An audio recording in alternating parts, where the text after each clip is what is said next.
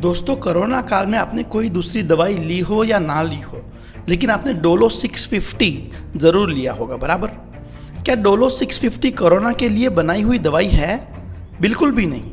ये एक paracetamol tablet है, वही चीज़ जो क्रोसिन में होती है, कॉम्बीफ्लैम में होती है और भी ढेर सारी दूसरी दवाइयों में होती है। लेकिन फिर डोलो 650 ही क्यों रिकमेंड की गई?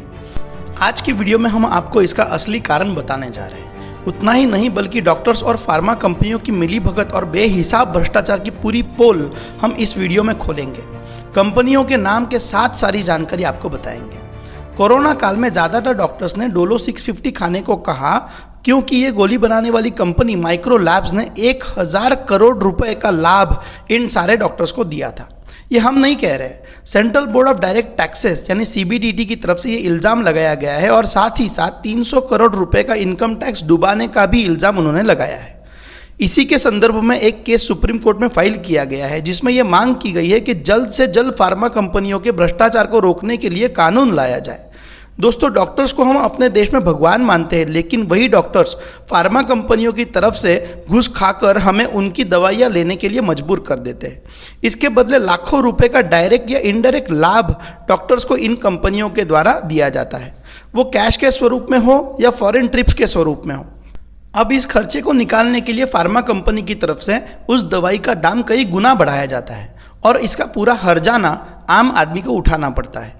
ये बात हम सब जानते हैं कि डॉक्टर्स की तरफ से करप्शन कैसे होता है। कई डॉक्टर्स के प्रिस्क्रिप्शन पर नज़दीकी मेडिकल शॉप का नाम लिखा हुआ होता है। कई बार डॉक्टर्स खुद मरीज को कहते हैं कि इस मेडिकल में से ही दवाई लेना क्योंकि उन्हें उसमें कमीशन मिलता है। लैबोरेटरी में टेस्ट करवाने जब जाते हो तो डॉक्टर्स को उस लैबोरेटरी से 20 से 30% कमीशन देने की प्रैक्टिस कई जगह पे देखी गई है।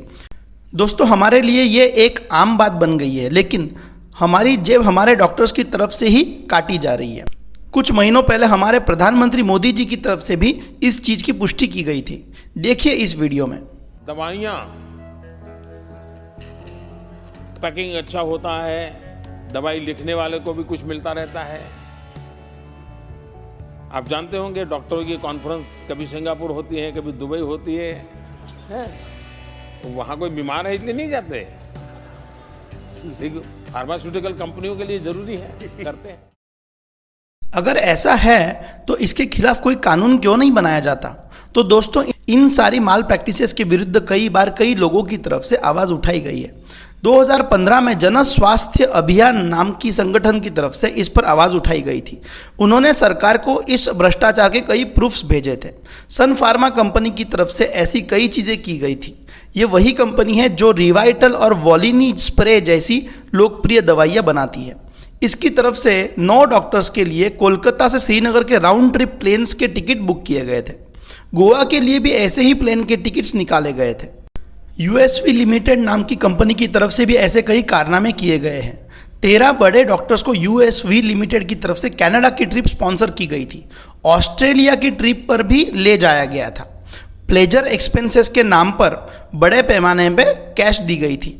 इन सब के प्रूफ सबमिट किए गए, लेकिन अब तक कोई भी एक्शन नहीं लिया गया है। अगर कानून की बात करें तो फार्मा कंपनियों की तरफ से किस तरह से मार्केटिंग किया जाना चाहिए, इसका कोई भी कानून उपलब्ध नहीं है। पूरी मेडिकल इंडस्ट्री की तरफ से एक खुद की बनाई हुई नियमावली है जो सभी को फॉलो करना अपेक्षित है। इसका नाम है uniform code for pharmaceutical marketing practices, UCPMP, लेकिन इसका पालन होते हुए दिखता नहीं है। 2015 में पहली बार गवर्नमेंट ऑफ इंडिया ने UCPMP को नोटिफाई किया था। इसका मतलब यह है कि इसे मान्यता दी थी, लेकिन ये कानून नहीं है, इसीलिए दोषी व्यक्ति या कंपनी के ऊपर कोई भी कार्यवाही नहीं हो सकती।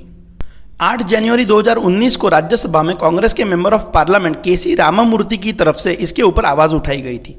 उन्होंने ऐसी सारी कंपनियों की लिस्ट मांगी थी जिन पर इन माल प्रैक्टिसेस की वजह से कार्रवाई की गई है, लेकिन ऐसी कोई लिस्ट दी गई नहीं है। दोस्तों, अब इसका असली कारण क्या है ये देखते हैं।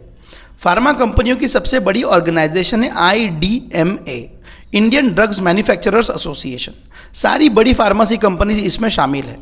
इस ऑर्गेनाइजेशन की तरफ से सालों से गवर्नमेंट के ऊपर दबाव बनाया गया है, लॉबिंग की गई है ताकि ऐसे कोई कानून ना लाए जाए और उन्हें कुछ भी करने की छूट मिले।